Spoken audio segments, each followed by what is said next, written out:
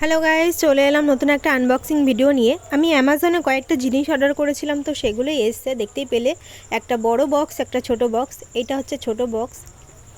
আমি এই সুন্দর কাচের জারগুলো অর্ডার করেছিলাম। এটা এসছে দেখলাম 4 পিস। আমি 2 পিস অর্ডার করেছিলাম, কিন্তু এটা সাইজে একটু ছোট মনে হলো, কিন্তু 4 পিস। আর এই যে দেখছো বড় বক্সটায়, এটা হচ্ছে বড় কাচের জার। এটা হচ্ছে 6টা সেট ছিল।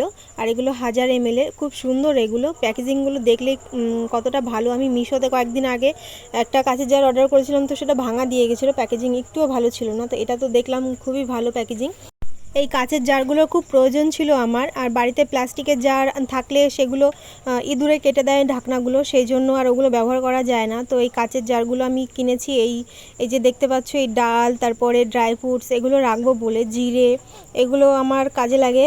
আর এগুলো প্যাকেটে থাকলে কেমন একটা গন্ধ গন্ধ হয়ে যায়, সেই জন্য এই জারগুলো অর্ডার করা।